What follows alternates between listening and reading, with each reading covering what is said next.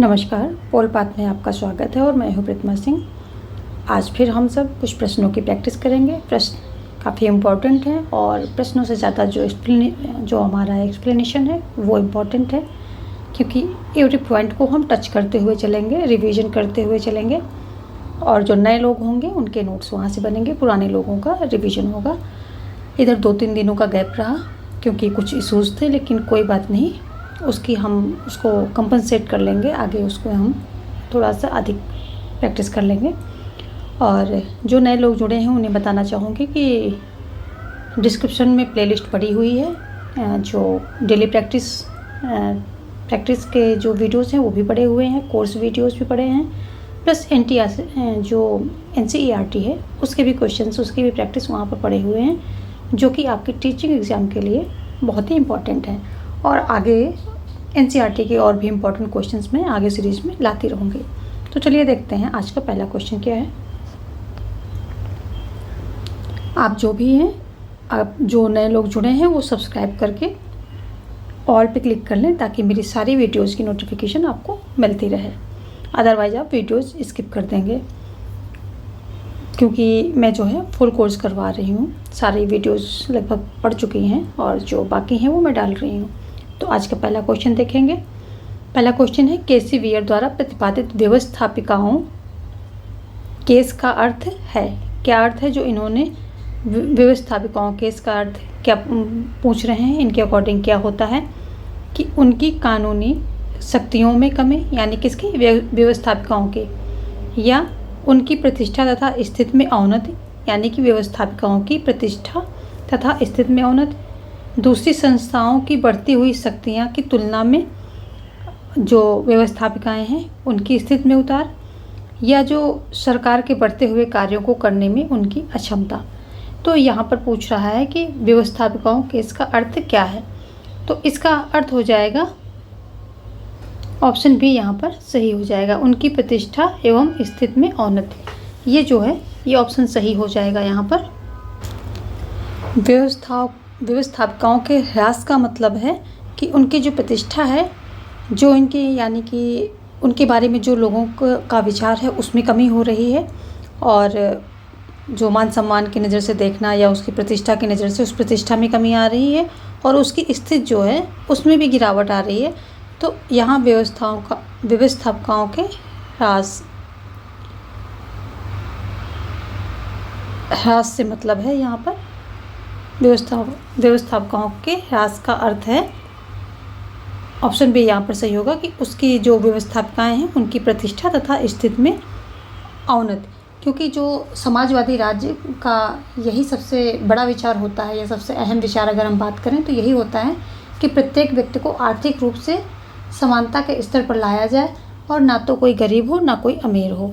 तो यदि व्यवस्थापिकाओं में जो उनकी कार्य क्षमताओं में या उनके जो प्रतिष्ठा है उसमें ह्रास हो रहा है, तो ऑब्वियस सी बात है कि वो अपने कार्यों को ठीक ढंग से नहीं कर रहे हैं। तो व्यवस्थापिकाओं के ह्रास का मतलब है उनकी प्रतिष्ठा तथा स्थिति में अवनति, गिरावट। अवनति का मतलब होगा गिरावट। आगे देखते हैं सेकंड क्वेश्चन। सामान्य संकल्प की अवधारणा है, क्या है, गुणात्मक अवधारणा, मात्रात्मक अवधारणा, या आंशिक रूप से गुणात्मक और आंशिक रूप से मात्रात्मक अवधारणा है। ना तो गुणात्मक है और ना ही मात्रात्मक अवधारणा है। तो यहाँ पर हो जाएगा ऑप्शन ए सही हो जाएगा। ये गुणात्मक अवधारणा है। सामान्य संकल्प कर ले या सामान्य इच्छा, रूसो की सामान्य इच्छा, कुछ भी कह सकते हैं। सामान्य संकल्प को आप सामान्य इच्छा भी कह सकते हैं, जो रूसी द्वारा दी गई है, सामान्य इच्छा, ये भी कह सकते हैं। तो अगर हम बात करें कि जो रूसो की सामान्य इच्छा क्या है, तो इनकी सामान्य इच्छा ये गुणात्मक अवधारणा है, क्योंकि एक व्यक्ति की सच्ची इच्छा भी सामान्य इच्छा हो सकती है। जैसे मतलब ये ज़रूरी नहीं कि उसमें बहुत सारे लोग बहुमत हो तभी एक व्यक्ति की भी सामान्य इच्छा हो सकती है, यदि वो पूरे समाज के कल्याण के लिए है, यदि वो पूरे समाज की जो है विकास के लिए है, तो वो सामान्य इच्छा हो सकती है। वास्तव में सबके हित और कल्याण की तात्विक इच्छा जो होती है वही क्या होती, सामान्य इच्छा होती है। रूसों ने सामान्य इच्छा को ही संप्रभु माना है, जो कभी गलत हो ही नहीं सकती है, क्योंकि यह सबकी तात्विक और नैतिक इच्छा की अभिव्यक्ति है, ऐसा रूसो मानते हैं। तो ये गुणात्मक है, यानी कि गुण पर है, मात्रात्मक नहीं है। मात्रात्मक में क्या होगा कि मात्रा को देखा जाएगा, यानी कि संख्या को देखा जाएगा। नहीं, यहाँ मात्रात्मक नहीं है, यहाँ गुणात्मक है। वो एक व्यक्ति की भी इच्छा जो है, सामान्य संकल्प या सामान्य इच्छा किसी एक व्यक्ति की भी हो सकती है, यदि वो नैतिक इच्छा है, यदि वो तात्विक इच्छा है, यानी कि पूरे समाज के कल्याण को समेटे हुए है तब। और अगर हम मात्रात्मक अवधारणा की बात करें तो जो बेंथम का उपयोगितावादी सिद्धांत होता है, ये मात्रात्मक है। बेंथम का जो उपयोगितावादी सिद्धांत है ये मात्रात्मक है, क्योंकि ये क्या कहते हैं कि वो जो उपयोगिता है, किसी कार्य की करने की उपयोगिता में गुण न देख करके मात्रा को देखते हैं कि ज़्यादा से ज़्यादा लोगों को सुख पहुँचे, ज़्यादा से ज़्यादा सुख मिल रहा है तो वो ठीक है, वही सही है। तो इनकी बेंथम की क्या है, मात्रात्मक है। लेकिन जो रूसो के द्वारा सामान्य इच्छा दी गई है वो गुणात्मक है। वो क्या है, गुणात्मक है। तो यहाँ पर ये डिफरेंस रखना है कि बेंथम का उपयोगितावादी मात्रात्मक है, रूसो की सामान्य इच्छा गुणात्मक है। आगे देखेंगे, यहाँ पर ए ऑप्शन सही हो रहा है। आगे देखेंगे तीसरा क्या कह रहा है कि राज्य की उत्पत्ति का सर्वाधिक स्वीकार्य सिद्धांत है शक्ति का सिद्धांत, सामाजिक संविदा का सिद्धांत, या विकासवादी सिद्धांत, या दैवी उत्पत्ति का सिद्धांत। कौन सा सर्वाधिक स्वीकार्य, जिसको सबसे ज़्यादा स्वीकार किया गया है, जो सबसे ज़्यादा जो है जिसको मान्यता मिली हुई है, तो वो है आपको बताना है। तो ऑप्शन सी यहाँ पर सही हो जाएगा। विकासवादी सिद्धांत सबसे जो है स्वीकार्य सिद्धांत है, सबसे ज़्यादा इसको स्वीकार किया गया है। जबकि जो शक्ति का सिद्धांत है, अगर इसको हम थोड़ा सा रिवीजन करेंगे, शक्ति का सिद्धांत के प्रतिपादक कौन है, ओपनहाइमर हैं। ओपनहाइमर इसके जो है प्रतिपादक हैं। और अगर हम समर्थक की बात करें तो तितस्के, व्यूम, वाल्तेयर और नीत्शे, ये सब जो हैं क्या हैं, ये हैं इसके दैवी उत्पत्ति के सिद्धांत के समर्थक माने जाते हैं, ये प्रबल समर्थक हैं। और वाल्तेयर का एक प्रसिद्ध कथन है, प्रथम राजा भाग्यशाली योद्धा था। ये ऐसा इनका कथन है कि जो प्रथम राजा है वो भाग्यशाली योद्धा था। तो ये इससे संबंधित हो गया। हम सामाजिक संविदा सिद्धांत को देखेंगे तो Hobbes, Locke, Rousseau, Hobbes, Locke और रूसो इसके जो है प्रतिपादक हैं तीनों। और इन्होंने जो है लोकमत की सहमति पर विशेष बल दिया है तीनों ने। हॉब्स ने दिया है कि मतलब जीवन की सुरक्षा के लिए, और जबकि लॉक ने इसको लोकमत की सहमति को आधार बनाया है कि प्राकृतिक अधिकारों की सुरक्षा हो। रूसो ने सामान्य इच्छा के लिए जो है लोकमत को ही आधार माना है। तो लोकमत पर इनका जो है, लोकमत या लोगों की सहमति, उस पर जो है उसको इन तीनों ने आधार बनाया है अपने समझौते का। और अगर हम दैवी उत्पत्ति की बात करें तो रॉबर्ट फिल्मर इसके कौन है, प्रतिपादक हैं। रॉबर्ट फिल्मर इसके प्रतिपादक हैं। और इनकी बुक कौन सी है, इनकी जो रॉबर्ट फिल्मर हैं, इनकी बुक है पैट्रियार्का, ये इनकी पुस्तक है।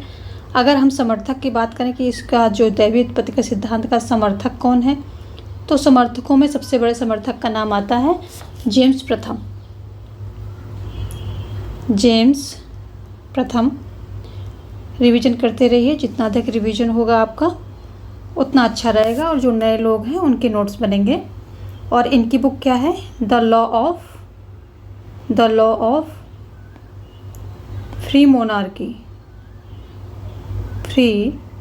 ये इनकी पुस्तक का नाम है। और जेम्स प्रथम का कथन क्या है, राजा लोग ईश्वर की जीवित प्रतिमाएं हैं। राजा लोग ईश्वर की जीवित प्रतिमाएं हैं, इनका जो है ये फेमस कथन है। क्या है, राजा लोग ईश्वर की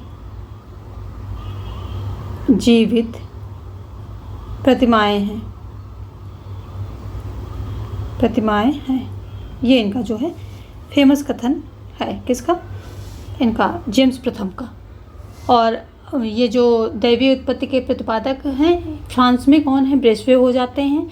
और लुई 14वां हैं, इनके जो हैं समर्थक हैं, ये कहते हैं मैं ही राज्य हूँ। तो फ्रांस में अगर दैवीय उत्पत्ति के प्रतिपादक की बात करें तो ब्रेस्वे हैं, और लुई 14वां का फेमस कथन है मैं ही राज्य हूँ।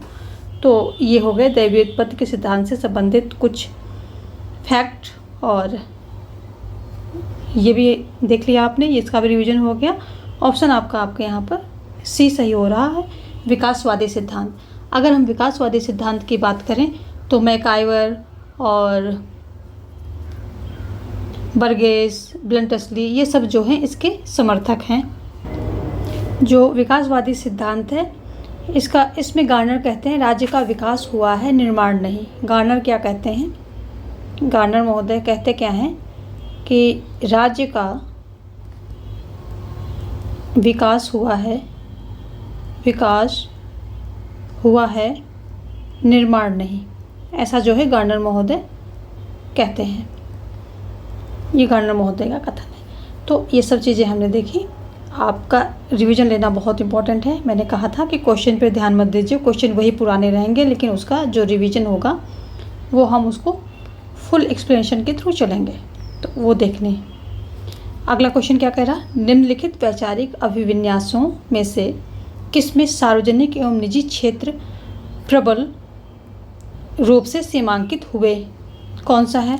फासीवाद, जो ये जो सिद्धांत दिए गए हैं विचार अभिविन्यासों, विचारधाराएं, उदारवाद, नारी अधिकारवाद या मार्क्सवाद, किस जो है विचारधारा में जो सार्वजनिक और निजी क्षेत्र प्रबल रूप से सीमांकित हुए हैं, कौन सी विचारधारा में? तो आपका ऑप्शन यहाँ पर हो जाएगा ऑप्शन सी, नारी अधिकारवाद। तो जो वैचारिक अभिविन्यास है इनमें जो नारी अधिकारवाद है इसमें सार्वजनिक एवं निजी क्षेत्र प्रबल रूप से सीमांकित हुए हैं। कैसे हुए हैं कि जो ये नारी अधिकारवाद है इसमें हुआ क्या कि जो विद्वान हैं इसके नारी अधिकारवाद के, ये ऐसा मानते हैं कि जो नारियों के अधिकार हैं उनको ऐतिहासिक क्रम में पूरी तरह से कुचला गया है, और सार्वजनिक विषयों में पर तो जो पुरुषों का आधिपत्य है उनका अधिकार तो है ही, पर साथ में जैसे घर से संबंधित जिसमें कि लेडीज़ जो पूरा दिन करती रहती हैं, तो जैसे बच्चे पैदा करने, यौन विषय एवं जो पुरुष का और भी जो हैं घर के काम काज हैं, तो उसमें जो है पुरुष का ज़बरदस्त हस्तक्षेप है, यानी कि उन्हीं की जो क्या है मल क्या ना चलता है, उन्हीं का जो है एक प्रकार से जो वो कहते हैं वही चलता है।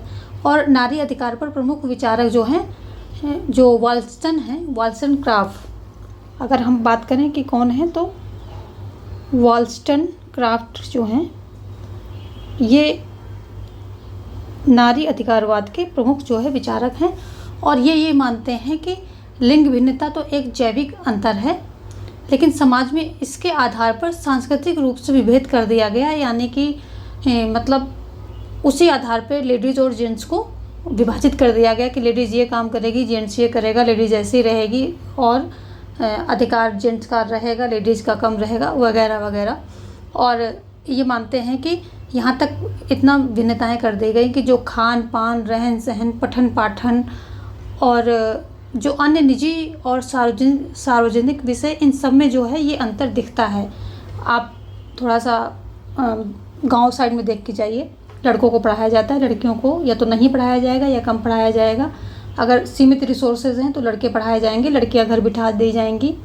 ऐसे ही रहन सहन में भी विभेद दिखेगा, खान पान में भी जो है वहाँ पर मतलब डिफरेंसेस मिलते हैं कि लड़कों को अच्छा खिलाया जाएगा, लड़कियों को कम खिलाया जाएगा। तो ये सारी चीज़ें जो हैं, तो वॉलस्टनक्राफ्ट जो है इसके प्रमुख विचारक हैं, और ये ऐसा मानते हैं कि जो नारी अधिकारवाद है इसमें जो है ये वैचारिक, इसमें मतलब निजी एवं जो सार्वजनिक क्षेत्र हैं दोनों में जो है क्या दिखता है, ये प्रबल रूप से सीमांकित हुए हैं। किसके?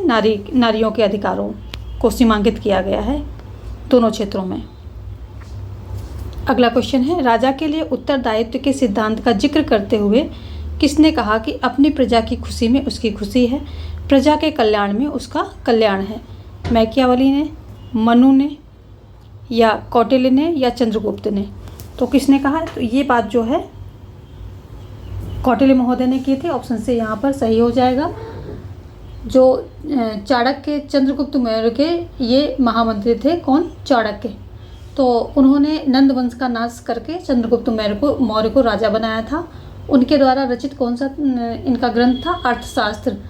और इसी में जो है इन्होंने ये सारी बातें दी थी कि कैसे राजा को शासन करना चाहिए, कैसे जो है राज्य की सुरक्षा करनी चाहिए, क्या उसकी नीतियाँ होनी चाहिए, राजा के जो प्रजा है उसकी, प्रजा के प्रति क्या उसके जो है कर्तव्य होने चाहिए। तो ये सारे, तो उसमें इन्होंने बताया है कि जो प्रजा की खुशी ही राजा के लिए खुशी है और प्रजा के कल्याण में ही राजा का कल्याण है। ये बात कौटिल्य ने इसी बुक में बताई है। कौटिल्य को भारतीय राजनीतिक चिंतन का जनक माना जाता है। जो भारतीय राजनीतिक चिंतन है, भारतीय राजनीतिक चिंतन का जनक मानते हैं किसको? कौटिल्य को। कौटिल्य को मानते हैं। जबकि अगर हम मनु की बात करें तो मनु क्या है? मनु को आदि समाज व्यवस्थापक के रूप में जाना जाता है। जो आदि समाज व्यवस्थापक के रूप में इनको माना जाता है। और इसमें इनके अंदर को जो है इनको देवपुत्र कहा गया है।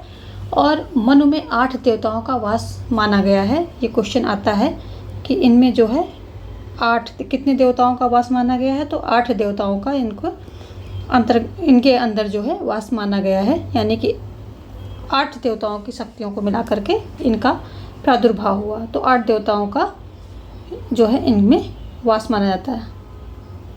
किसमें? मनु में। ये है। और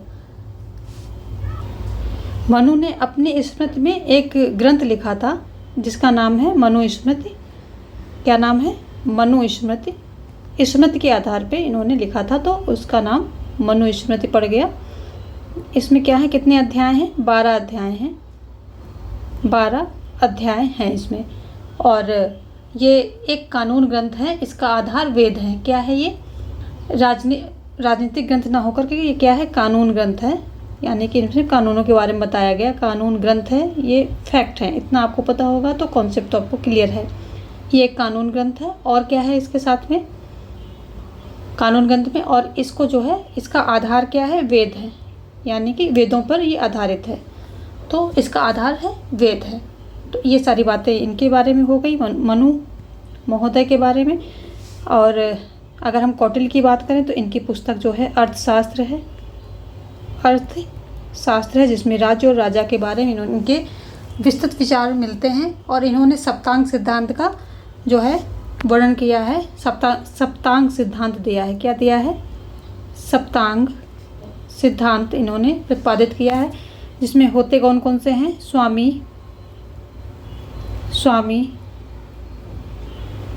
और स्वामी को ही राजा बोलेंगे, चाहे स्वामी बोल लें चाहे राजा बोल लें। अमात्य यानी कि मंत्री बोल लें, चाहे अमात्य बोल लें या फिर मंत्री बोल सकते हैं।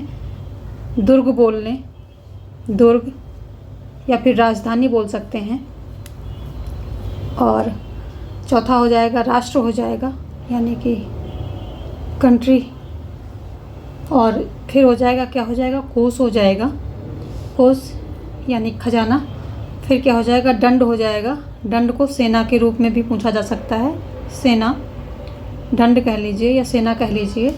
और फिर मित्र हो जाएगा। 1 2 3 4 5 6 7। ठीक है। ये जो है सिद्धांत इन्होंने दिए थे सप्तांग। ये सारी चीज़ें बताई कि जो राज्य में ये सारी चीज़ें होती, इन 7 अंगों से मिलकर के जो है राज्य बनता है। तो सप्तांग राज्य का सप्तांग सिद्धांत जो है इनके द्वारा दिया गया है। तो यहाँ पर ऑप्शन सी आपका सही हो रहा है। चंद्रगुप्त कौन थे? चंद्रगुप्त इनके शिष्य रहे और बाद में इनकी मदद से चाणक्य ने इनको जो है राजा बनाया। मैकियावेली की बात करें तो इन्होंने राज्य शब्द का सर्वप्रथम प्रयोग इन्होंने ही किया था। राज्य शब्द का प्रयोग सर्वप्रथम किसने किया? तो मैकियावेली ने किया। और इनको आधुनिक राजनीतिक विज्ञान का जनक कहा जाता है। अरस्तु को राजनीति विज्ञान का जनक कहा जाता है और प्लेटो को क्या कहा जाता है? प्लेटो को दार्शनिक राजनीति विज्ञान का जनक कहा जाता है। तो ये सारे फैक्ट हो गए। आगे चलते हैं। यहाँ पर ऑप्शन सी सही है। देखते हैं अगला क्वेश्चन। सामाजिक संहिता के सभी सिद्धांतकारों के संदर्भ में निम्नलिखित में से क्या सही है? विधि एवं नैतिकता के बीच भेद मिटाना, शक्ति पृथक्करण का सिद्धांत, सामाजिक सहमति के साथ लोक सत्ता का निर्माण, अंतर्जात अधिकारों में विश्वास। तो जो सामाजिक संविधा के जितने सिद्धांतकार हैं, कौन है मेन? Hobbs, Locke, Rousseau. तो ये जो है 3 सिद्धांतकार हैं। इनके अकॉर्डिंग ये पूछ रहा है कि तीनों में एक ऐसी क्या बात है जो सही है, तीनों में ही है, तो वो यहाँ पर आपसे पूछ रहा है। तो अगर हम सामाजिक संविधा की बात करें तो इसमें तीनों ने क्या किया है? सामाजिक सहमति के पीछे कारण भिन्न भिन्न बताए हैं, लेकिन सबने सामाजिक सहमति को माना है कि सामाजिक सहमति जरूरी है। हॉब्स ने क्या किया है कि सुरक्षा और जीवन के प्रति भय को जो है लोक सहमति का कारण माना है, और वहीं यानी कि जीवन की सुरक्षा के लिए जो है उन्होंने अपने जीवन की सुरक्षा के लिए लोगों ने सहमति बनाई और एक संप्रभु को नियुक्त किया कि हमारे जो है जीवन की रक्षा करो, क्योंकि जो हॉब्स का प्राकृतिक अवस्था है वो बहुत ही भयावह है।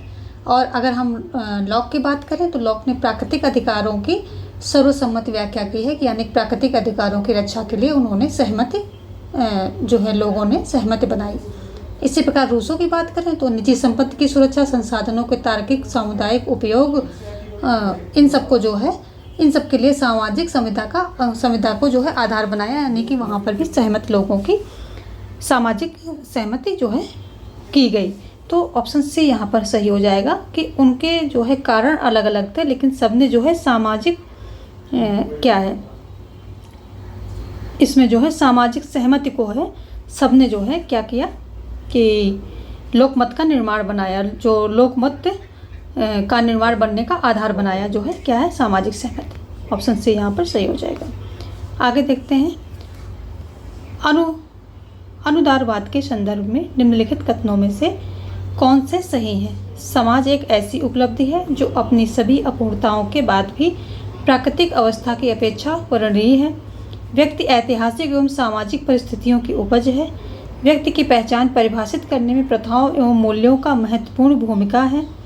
यह शक्ति पद धारण करने वाले व्यक्तियों में निहित न होकर पद में निहित होनी चाहिए।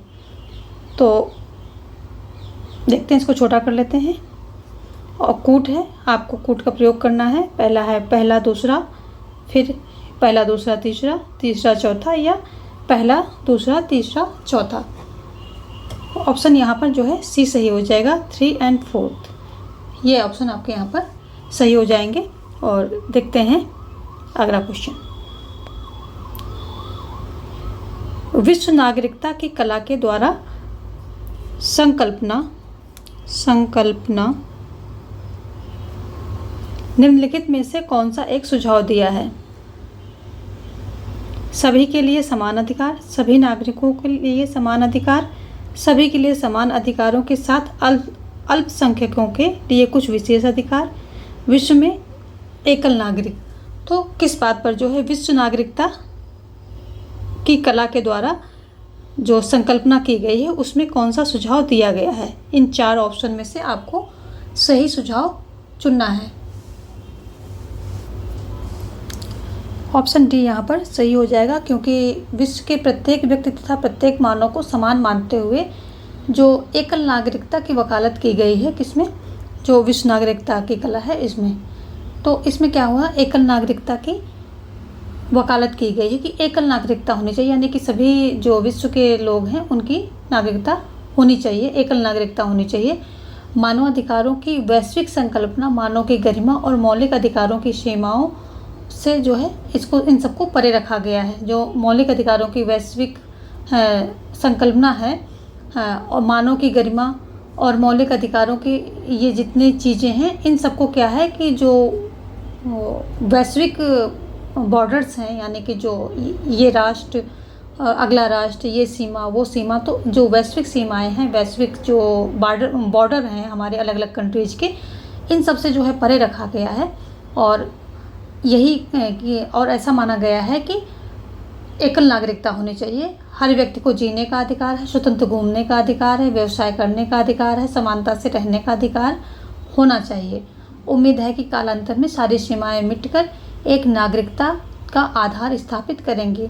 तो ये लोग जो हैं इस जो विश्व नागरिकता एकल नागरिकता के पक्षधर हैं वो ऐसी उम्मीद करते हैं और ऐसी बातें करते हैं कि एकल नागरिकता होनी चाहिए और जो विश्व के जितने भी लोग हैं इन सबको जो है छूट होनी चाहिए, स्वतंत्र घूमने का, जीवन जीने का, व्यवसाय करने का, समानता से रहने का, इन सब चीज़ों की सुविधाएं होनी चाहिए।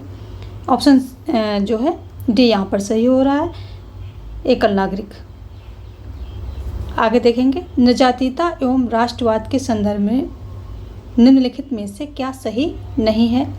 दोनों अपने अपने सदस्यों के बीच साझे बंधनों की तलाश करते हैं, दोनों हम और वे में विभेद करते हैं। आज विद्वान इस बात पर एकमत हैं कि दोनों कल्पित संबंध हैं, जबकि राष्ट्रवाद राष्ट्र राज्य की ओर उन्मुख है। जातीयता अपनी पृथक पहचान को मान्यता की तलाश करती है, पृथक पहचान की मान्यता की तलाश करती है। तो कौन सा ऑप्शन जो है यहाँ पर गलत है, जो कि सही नहीं है, तो ये है ऑप्शन सी। आज विद्वान इस बात पर एकमत हैं कि दोनों कल्पित संबंध हैं, ये जो है ये गलत हो जाएगा। निर्जातीयता क्या है? निर्जातीयता एक ही नस्ल के लोगों को आपसी में निकटता का एहसास कराती है, यानी कि ये जाति पर आधारित है कि जैसे एक ही जाति के लोग हैं वो और अपनी एक जैसी कल्चर, एक जैसी सब चीज़ों के जो रहन सहन की वजह से एक साथ हो जाते हैं। जबकि जो राष्ट्रवाद है इसमें एक धर्म या एक भाषा या एक क्षेत्र के लोगों में आपसे निकटता की भावना दर्शाती है। तो ये राष्ट्रवाद क्या होता है? एक धर्म, एक भाषा, एक क्षेत्र, ऐसे लोगों में आपसी निकटता की भावना दर्शाती है। तो ये तो अंतर हो गया कि राष्ट्रवाद और निर्जातीयता क्या है। निर्जातीयता प्योरली किस पर? जाति पर आधारित होती है। दोनों अपने सदस्यों के बीच साझे बंधनों की तलाश करते हैं। ऑप्शन ए यहाँ आपका सही हो रहा है, दोनों ही तलाश करते हैं, दोनों ही अपनी संस्कृति और सभ्यता दूसरों से श्रेष्ठ लगती है। तो यहाँ पर वो हम और वे के विभेद करते हैं, यानी कि अपनी संस्कृति उनको श्रेष्ठ लगती है। और यही कारण है कि क्या होता है, राष्ट्रवाद आज क्या है, राष्ट्र राज्य की ओर उन्मुख हो रहा है। और क्या होता है कि जो जातीयता है अपनी पृथक पहचान की मान्यता की तलाश करती है। तो यहाँ 3 ऑप्शन आपके सही हो रहे हैं, सी गलत हो रहा है, यही आपका आंसर हो जाएगा। आगे देखते हैं अगला क्वेश्चन। अगला क्वेश्चन क्या कह रहा है कि सूचियों को, जो 2 सूचियाँ हैं, सुमेलित करके कोड का प्रयोग करके आपको आंसर निकालना है। तो ये लोकतंत्र के सिद्धांत हैं और ये समर्थक हुए। तो अभिजन सिद्धांत हमने कई बार पढ़ा है। अभिजन सिद्धांत किससे संबंधित है? अभिजन सिद्धांत संबंधित है जो ये विल्फ्रेड पेरेटो हैं, इनसे संबंधित है। तो ये पहले का हमारा जो है तीसरा हो जाएगा। और बहुलवादी सिद्धांत किससे संबंधित है? बहुलवादी सिद्धांत संबंधित है रॉबर्ट डॉहल से, जो रॉबर्ट डॉहल हैं इनसे संबंधित है। और जो आमूल परिवर्तनवादी सिद्धांत है ये किससे संबंधित है? जो आमूल परिवर्तनवादी सिद्धांत है ये सीबी मैकफर्सन से संबंधित है। जबकि नौ उदारवादी सिद्धांत जो है रॉबर्ट नॉजिक से संबंधित है। तो हमारा क्या हो जाएगा? तीसरा, चौथा, पहला और दूसरा। तीसरा, चौथा, पहला, दूसरा, ऑप्शन सी यहाँ पर आपका सही हो जाएगा। अगला क्वेश्चन देखेंगे हम, ये भी कूट का ही है, तो इसको थोड़ा पहले हम छोटा कर लेते हैं। अगला क्वेश्चन क्या कह रहा है? व्यवहारवादी उपागम से संबंधित निम्नलिखित कथनों में से कौन से सही हैं? इसकी प्रकृति अंतःशास्त्रीय है, यह अधिक विवरणात्मक एवं कम अनुभाविक है, यह अधिक विवरणात्मक एवं कम अनुभाविक है, यह मूल्य निरपेक्ष है, यह गुणात्मक निर्णय पर बल देता है। ऑप्शन है आपके सामने, पहला, दूसरा, चौथा, पहला, तीसरा, पहला, तीसरा, चौथा, या दूसरा और तीसरा, कौन सा सही है? तो यहाँ पर हो जाएगा पहला, तीसरा और चौथा, ये आपके ऑप्शन जो है सही हैं, क्योंकि व्यवहारवादी उपागम के अंतर्गत राजनीति विज्ञान को अनुभवपरक तथा तथ्यात्मक प्रकृति का बनाने का प्रयास किया गया है। व्यवहारवाद के अंतर्गत संस्थाओं के वैधानिक स्वरूप की जगह उसके कार्यों, प्रकृति, उससे संबंधित अन्य संरचनाओं आदि का अध्ययन किया जाता है। और इसके अगर हम प्रमुख विचारक देखें तो व्यवहारवादी उपागम के प्रमुख विचारक हैं रॉबर्ट डॉहल। कौन कौन है? रॉबर्ट डॉहल। और दूसरे कौन से हैं? रॉबर्ट डॉहल और दूसरे हो जाएंगे ईस्टन। दूसरे हो जाएंगे डेविड ईस्टन। डेविड ईस्टन ये जो है प्रमुख विचारक इसके माने जाते हैं। ऑप्शन यहाँ पर जो है सी आपका सही हो रहा है। व्यवहारवादी उपागम से संबंधित जो कथन है, अगर मेन इसकी बातें देखें तो प्रकृति इसकी क्या है, प्रकृति अंतः शास्त्रीय है, जो कि आपका पहला है ऑप्शन, ये भी है। अनुभव आधारित है, तो ये भी सही है। और मूल्य निरपेक्ष है, ये भी सही है। अधिक विवरणात्मक एवं कम, यहाँ पर कम दिया गया है तो ये सही नहीं होगा, ये बल्कि अनुभव आधारित है, तो ये गलत हो जाएगा। यह गुणात्मक निर्णय पर बल देता है, तो ये भी जो है सही है। और इसके अलावा तथ्यपरक अनुसंधानात्मक ये भी आ जाएगा। चौथा तथ्यपरक है, तथ्यपरक और अनुसंधानात्मक है,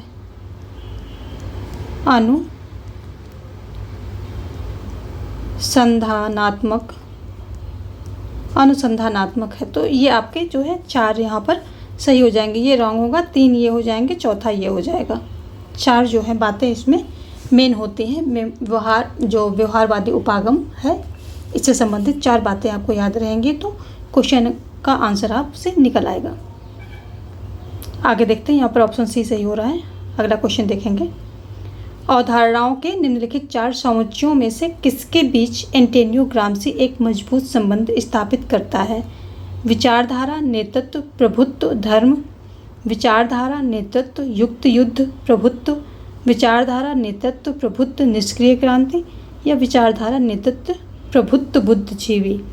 कौन से किसमें जो है, जो ये एंटोनियो ग्राम्सी है, किसके साथ मजबूत संबंध स्थापित करते हैं? तो ये यहाँ पर ऑप्शन डी सही हो जाएगा, क्योंकि जो एंटोनियो ग्राम्सी क्या है, ये सबसे पहले देख लेते हैं ये कैसे विचारक हैं। तो ये एक उत्तर मार्क्सवादी हैं, यानी कि उत्तर मार्क्सवादी, ये इन्होंने मार्क्सवाद का जो मार्क्सवाद था उसमें इन्होंने संशोधन किया है कई चीज़ों में। और ये क्या है, उत्तर मार्क्सवादी विचारक हैं। कौन? एंटोनियो ग्राम्सी की बात हो रही है यहाँ पर। ग्राम्सी क्या है, उत्तर मार्क्सवादी विचारक हैं। ये इटालियन हैं और इन्होंने क्या किया है, प्राधान्यता यानी हेजीमनी, प्राधान्यता, ये हमने कई बार बताया है नए लोगों के लिए, फिर से मैं थोड़ा सा एक्सप्लेन करना चाहूँगी। प्राधान्यता, या इसको इंग्लिश में कुछ लोग समझ लें ज़्यादा अच्छे से, तो हेजीमनी, ये जो है, इस पर इन्होंने एक सिद्धांत दिया है। और इसमें इनका मत है कि शासक वर्ग सिर्फ भौतिक तरीके से ही शोषण नहीं करता है, वरन इसका जो है शोषित करने के दूसरे तरीके भी हैं। शोषण करने में क्या करता है, कभी कभी भौतिक जो शोषण ये जो है दिखता नहीं है, और भौतिक शोषण भी होता है। और शासक क्या है, शासक वर्ग जो है शासितों पर अपना प्रभुत्व स्थापित करने का प्रयास करता है, जो शासितों की संस्कृति, भाषा आदि को अपने प्रभाव में लाने का प्रयास करता है। और यानी कि जो अपनी संस्कृत, भाषा, इन सब में जो है, जो शोषित वर्ग होता है उसको अपनी संस्कृत भाषा के प्रभाव में जो है समेटने का प्रयास करता है, प्रभाव में लाने का प्रयास करता है। तो जो अपनी भाषा, संस्कृति और इनकी विचारधारा है, इससे भी जो है ये, यानी कि जो शोषित वर्ग है या जो जिसका बहुत ज़्यादा समाज में प्रभुत्व नहीं है, तो उसको ये अपनी विचारधारा, संस्कृति, भाषा आदि चीज़ों से प्रभावित करते हैं या उसके प्रभाव में इनको लाना चाहते हैं, और इस तरह से भी ये उनका शोषण करते हैं। शोषित स्वयं ही अपना नेतृत्व पूंजीवादियों को दे देते हैं, क्योंकि ये उनकी विचारधारा वगैरह से इतना प्रभावित हो जाते हैं कि अपना नेतृत्व जो है पूंजीवादी को दे देते हैं। इस प्रकार पूरी तरह से शासकों का प्रभुत्व सर्वहारा पर स्थापित हो जाता है। और अगर हम ग्राम्सी की पुस्तक की बात करें तो प्रिजन नोटबुक्स इनकी पुस्तक है, जो एंटोनियो ग्राम्सी है। तो इनकी पुस्तक का नाम देख लेते हैं, क्या है, प्रिजन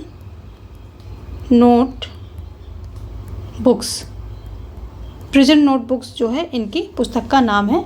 और इसमें में अगर हम बहुत ही सिंपल लैंग्वेज में समझें तो ये है कि सिर्फ जो है धन के माध्यम से, धन वगैरह से ही नहीं शोषण करता है, बल्कि वो अपनी विचारधारा, संस्कृति, भाषा आदि के प्रभुत्व में शोषित को लेकर ले आता है, और उस तरीके से भी विचारधारा, संस्कृति और इन सब चीज़ों का यूज करके भी वो शोषितों को शोषित करता है, यानी कि अपनी संस्कृति का प्रभाव उन पर डालता है और उनको अपने जो है कब्जे में रखता है, एक प्रकार से उन पर अपना प्रभुत्व स्थापित करता है।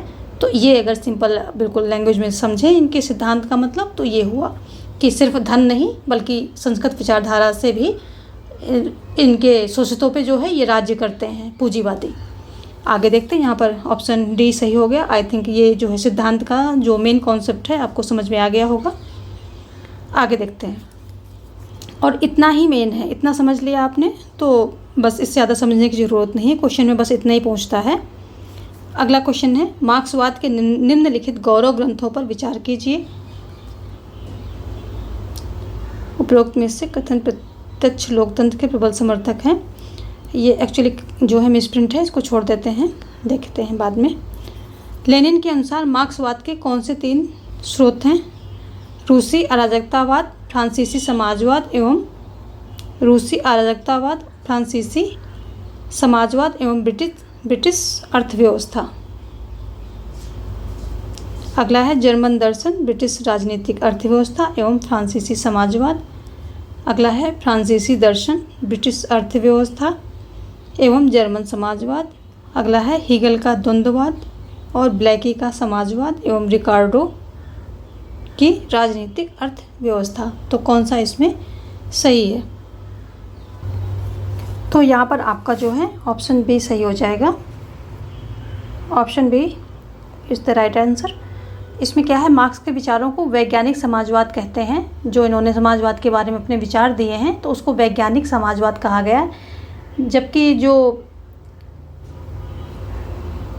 काल्पनिक समाजवाद के अगर हम जनक की बात करते हैं तो वो रॉबर्ट ओवन महोदय हैं, और यहाँ वैज्ञानिक समाजवाद जो है मार्क्स द्वारा दिया गया है। और ये कहते हैं कि जो पदार्थ के ऐतिहासिक विकास से जुड़ा हुआ है, इनका जो वैज्ञानिक समाजवाद है। मार्क्स ने जो जर्मन दर्शन से क्या हुआ, द्वंद्ववाद लिया है और राज्य की भूमिका आदि का, इन सब चीज़ों का ज्ञान प्राप्त किया है। और अगर हम बात करें ब्रिटिश राजनीतिक अर्थव्यवस्था, तो उससे इन्होंने पूंजी के शोषण तंत्र को नज़दीक से परखा है। और फ्रांसीसी समाजवाद से मार्क्स ने समानता के महत्व को समझा है।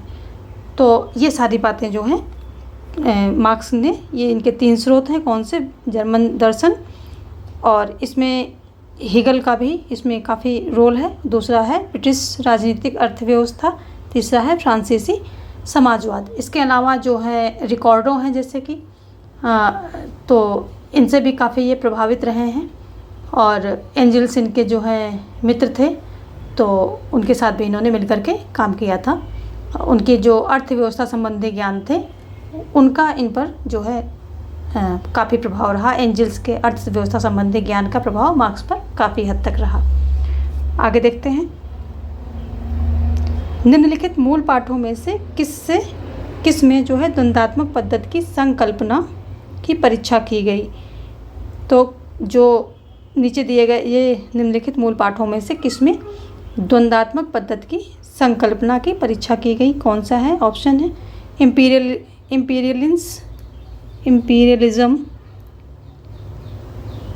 imperialism, highest stage of capitalism, Lenin, the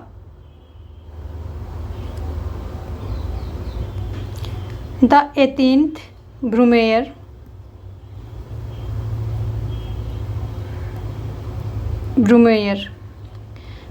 of Louis Bonaparte. और अगला है सोशल रिफॉर्म और रिवोल्यूशन फॉर मार्क्स। इन सभी में जो है एक सही ऑप्शन आपको चुनना है कि किस में जो है द्वंद्वात्मक पद्धति की संकल्पना की परीक्षा की गई। तो ऑप्शन ए यहाँ पर सही हो जाएगा। ऑप्शन ए जो है सही हो जाएगा। ये लेनिन द्वारा सर्वश्रेष्ठ पुस्तक है, imperialism the highest stage of capitalism. ऊपर मिसप्रिंट है तो नीचे मैंने ये सही जो है लिख दिया है बुक का नाम। और इसी में जो है मार्क्स की द्वंद्वात्मक पद्धति की संकल्पना की परीक्षा की गई है। इस पुस्तक में ही जो है लेनिन ने कहा है कि पूंजीवादी प्रणाली जब आंतरिक जो स्रोत होते हैं, रिसोर्सेस होते हैं उनके अपने देश के, उनका शोषण कर चुकी होती है, तब वो बाहर के देशों पर कब्जा करती है। साम्राज्यवाद है, इसके रास्ते पूंजीवादी प्रणाली के लिए सस्ते श्रम तथा बाजार को उपलब्ध कराया जाता है। और इस तरह जो क्या है, पूंजीवादी का अंतिम शोषण का निशाना गरीब देश बनते हैं जो उत्पादन में पूंजीवादी देशों की सक्षम ठहर नहीं पाते हैं। जो उत्पादन होते हैं तो इसमें इसकी दौड़ में पूंजीवादी देशों के समक्ष क्या होता है, ये गरीब देश जो है ठहर नहीं पाते हैं। और फिर जो है ये लेनिन द्वारा ये पुस्तक जो है इनकी imperialism the highest stage of capitalism, इसमें जो है ये बातें बताई गई हैं। और इसी में जो है द्वंद्वात्मक पद्धति की संकल्पना की परीक्षा की जाती है। द्वंद्वात्मक पद्धति किसकी है? द्वंद्वात्मक पद्धति जो है मार्क्स द्वारा ये पद्धति यूज की गई है। इसमें ऑप्शन आपका ए सही हो जाएगा। आगे देखते हैं अगला क्वेश्चन। निम्न में से कौन सा एक कथन सही है? फ्रॉम फ्रांस, यहाँ होगा फ्रांस के संविधान के अनुसार मंत्रिमंडल राष्ट्रपति, प्रधानमंत्री एवं अन्य मंत्रियों से मिलकर बनता है। या फ्रांस का राष्ट्रपति राष्ट्र की नीतियाँ निर्धारित करता है एवं संसद के प्रति उत्तरदायी है। या फ्रांस का राष्ट्रपति मंत्रिपरिषद की बैठक की अध्यक्षता करता है लेकिन प्रधानमंत्री राष्ट्र की नीतियों के लिए उत्तरदायी है। अगला है, फ्रांस के प्रधानमंत्री से ना तो मंत्रिमंडल के गठन का निर्धारण अपेक्षित है और ना ही वह इसकी बैठकों की अध्यक्षता करता है। तो यहाँ पूछ रहा है सही, आपको एक सही कथन जो है चुनना है। तो ऑप्शन सी जो है यहाँ पर सही हो जाएगा। जो फ्रांस का राष्ट्रपति होता है वह वास्तविक कार्यपालक शक्तिधारक होता है, क्योंकि फ्रांस में क्या है, मिश्रित जो शासन प्रणाली ये अपनाई गई, यानी कि वहाँ पर संसदीय भी शासन प्रणाली भी है और अध्यक्षात्मक शासन प्रणाली दोनों को एक साथ अपनाया गया है। इसीलिए राष्ट्रपति और प्रधानमंत्री के बीच में काफ़ी वहाँ पर टकराव होता रहता है, यानी कॉन्फ्लिक्ट की स्थिति वहाँ पर बहुत ज़्यादा बनी रहती है। और जो वहाँ का राष्ट्रपति होता है वो वास्तविक कार्यपालक शक्तिधारक होता है और इसके मंत्रिमंडल का सभापतित्व तो राष्ट्रपति करता है। जो मंत्रिमंडल होता है उसका सभापति कौन होता है? राष्ट्रपति होता है, क्योंकि मंत्रिमंडल को राष्ट्रीय सभा के प्रति उत्तरदायी बनाया गया। जो वहाँ की मंत्रिमंडल है वो राष्ट्रीय सभा के प्रति उत्तरदायी है। यदि राष्ट्रसभा निंदा प्रस्ताव पारित करती है तो प्रधानमंत्री को त्यागपत्र देना पड़ता है। तो वहाँ पर प्रधानमंत्री की स्थिति इतनी अच्छी नहीं है जितनी कि राष्ट्रपति की जो है शक्तियाँ वगैरह वहाँ पर ज़्यादा उसको मिली हुई हैं। और मिश्रित अर्थव्यवस्था है जहाँ पर कि जो है मंत्रिमंडल का जो है सभापति कहें या नेतृत्व तो कौन कहता है? तो राष्ट्रपति करता है, लेकिन जो नीतियाँ होती हैं उनका जिम्मेदार प्रधानमंत्री को बनाया गया है। ऑप्शन से यहाँ पर सही हो जाएगा। फ्रांस में क्या है? फ्रांस में मिश्रित शासन प्रणाली को अपनाया गया है, शासन प्रणाली को लिया गया है, जिसके अंतर्गत कौन कौन सी संसदात्मक शासन प्रणाली और अध्यक्षात्मक शासन प्रणाली दोनों को लिया गया है। इस वजह से राष्ट्रपति और प्रधानमंत्री के बीच में टकराव की स्थिति बनी रहती है। आगे क्वेश्चन देखेंगे। जर्मनी का चांसलर निर्वाचित होता है जनता द्वारा प्रत्यक्ष रूप से, बुंदेशटाग उच्च सदन द्वारा, या बुंदेशटाग प्रतिनिधि सदन द्वारा, या दोनों सदनों के द्वारा, किससे या जनता द्वारा। चार ऑप्शन है आपसे, जनता द्वारा, उच्च सदन द्वारा, या जो है प्रतिनिधि सदन द्वारा, या दोनों सदनों के द्वारा। किसके द्वारा जो है ये निर्वाचित होता है? तो ये जो चांसलर का निर्वाचन होता है जर्मनी के, इसके नियुक्ति पूर्ण बहुमत के आधार पर जो संघीय राष्ट्रपति के प्रस्ताव पर होती है। और तो ऑप्शन सी यहाँ हो जाएगा, बुंदेशटाग द्वारा। जो ऑप्शन सी जो है बुंदेशटाग द्वारा इसकी जो है निर्वाचन होता है। किसका? जर्मनी का जो चांसलर होता है। आगे देखेंगे हम 18 क्वेश्चन। निम्न में से कौन सा एक कथन चीन के संदर्भ में सही नहीं है? तो कौन सा सही नहीं है? सांस्कृतिक क्रांति 1964-1974 सफल नहीं हुई, या चीन का साम्यवादी दल प्रजातांत्रिक केंद्रवाद के आधार पर संगठित है, चीन का संविधान एक रूप न्यायिक व्यवस्था प्रदान करता है, चीन में माओ के नवीन प्रजातंत्र के विचार को व्यवहार में लाया गया। तो यहाँ पर जो है नहीं पूछ रहा कौन सा सही नहीं है, तो ऑप्शन ए जो है ये आंसर हो जाएगा, क्योंकि नहीं पूछ रहा तो यही सही नहीं है, बाकी ये तीनों सही हैं। और हम चीन की कुछ संविधान की विशेषताएं देख लेते हैं। तो संविधान राज्य की मौलिक विधि है, क्या है, संविधान, जो वहाँ का संविधान है उसे जो है राज्य की मौलिक विधि माना गया है, मौलिक विधि है। और जनता का जनवादी अधिनायकत्व होता है, जनता का जनवादी अधिनायकत्व ये है। और लोकतांत्रिक केंद्रवाद है, ये प्रजातांत्रिक या लोकतांत्रिक केंद्रवाद है। एकात्मक बहुराष्ट्रीय राज्य समाजवादी अर्थव्यवस्था है, तो ये भी जो है समाजवादी एकात्मक बहुराष्ट्रीय राज्य समाजवादी अर्थव्यवस्था है। और क्या है, केंद्रीय सैन्य आयोग, संविधान में विदेश नीति का समावेशन, केंद्रीय सैन्य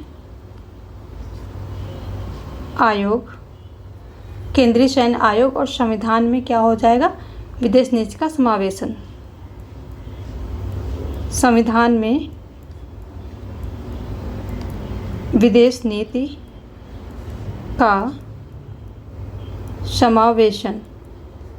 तो ये कुछ इसकी जो है कुछ विशेषताएं हैं, यानी कि जो प्रजातांत्रिक केंद्रवाद है, एक रूप न्यायिक व्यवस्था है, और ये नवीन प्रजातंत्र जो माओ का है इसको व्यवहार में भी लाया गया है। संविधान राज्य की मौलिक विधि है, जनता का जनवादी अधिनायकत्व है, और वहाँ पर क्या है, एकात्मक बहुराष्ट्रीय राज्य और समाजवादी अर्थव्यवस्था है। कौन कौन सा है, एकात्मक लिख देती हूँ, एकात्मक, समाजवादी और बहुराष्ट्रीय राज्य अर्थव्यवस्था,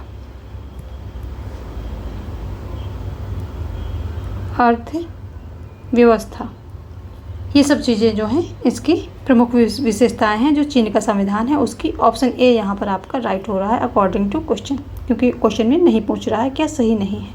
अगला क्वेश्चन देखेंगे, राजनीति विज्ञान में व्यवहारवाद एक प्रवृत्ति थी जिसने राजनीति विज्ञान को मानव प्रकृति पर आधारित किया, राजनीति विज्ञान को प्राकृतिक विज्ञान में बदलने का प्रयास किया, सत्य की अवधारणा को प्रक्रिया की अवधारणा के लिए अस्वीकार किया, व्याख्या को प्रतिमानों के लिए प्रतिस्थापित किया।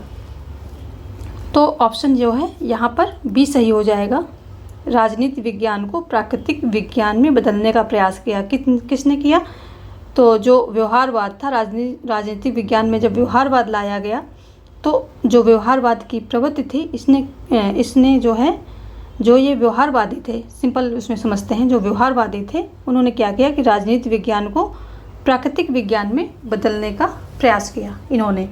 जो रॉबर्ट ए डाहल के अनुसार व्यवहारवादी क्रांति परंपरागत राजनीतिक विज्ञान की उपलब्धियों के प्रति असंतोष का परिणाम है, यानी कि जो व्यवहारवादी क्रांति आई है तो ये क्या है, जो परंपरागत राजनीति थी उसके प्रति एक असंतोष का परिणाम है, यानी कि उससे लोगों को या जो इतना उम्मीदें थी वो पूरी फुलफिल नहीं हो पाई, किससे, जो परंपरागत राजनीति थी उससे। तो फिर उसकी जगह पर व्यवहारवादी राजनीति विज्ञान को है जो लाया गया। और जो इसका उद्देश्य क्या था कि राजनीतिक विज्ञान को और अधिक वैज्ञानिक बनाना। व्यवहारवाद के अनुसार राजनीतिक गतिविधियों का वैज्ञानिक अध्ययन व्यक्तियों की राजनीतिक व्यवहार के आधार पर किया जा सकता है।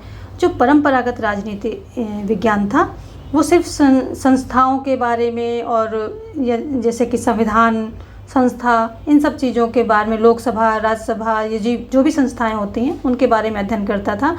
लेकिन जो राजनीति विज्ञान का ये व्यवहारवादी उपागम था, इसने क्या किया कि लोगों के राजनीतिक व्यवहार को अध्ययन करके उसके आधार पर निष्कर्ष या उसके आधार पर जो है सॉल्यूशन देना इसने शुरू किया।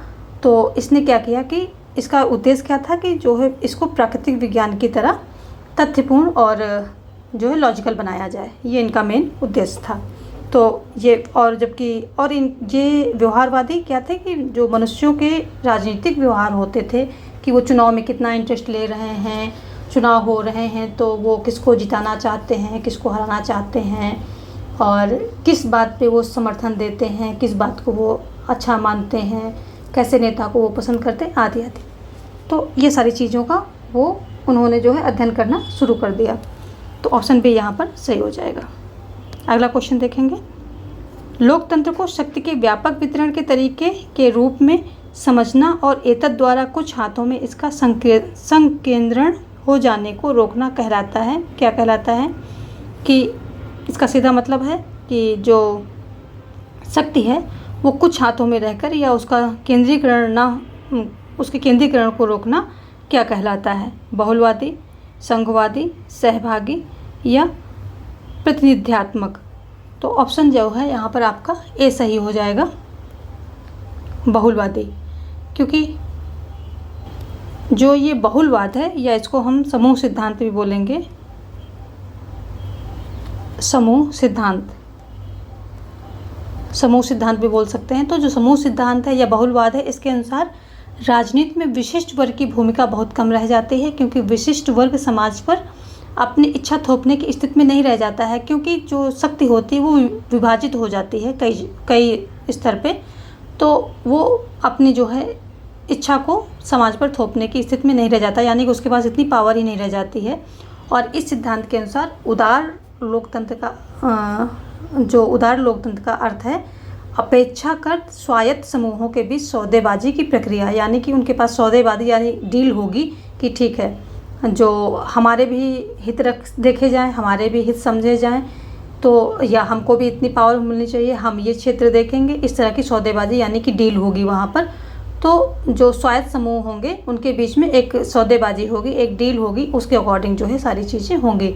तो अनेक स्वायत्त समूह आपस में समझौता करते हैं इसमें, और इस प्रकार क्या है, सार्वजनिक नीति उन सब समूहों की परस्पर क्रिया का परिणाम होती है जो उससे संबंधित विषय में दिलचस्पी का दावा करते हैं। तो जो सार्वजनिक नीतियाँ बनती हैं तो उनकी परस्पर क्रिया होती है, जो उनकी डीलिंग होती है, तो उसका परिणाम होती है। तो यहाँ पर कुछ लोगों का जो है आधिपत्य नहीं चलता है, कुछ लोगों का प्रभुत्व नहीं चलता है।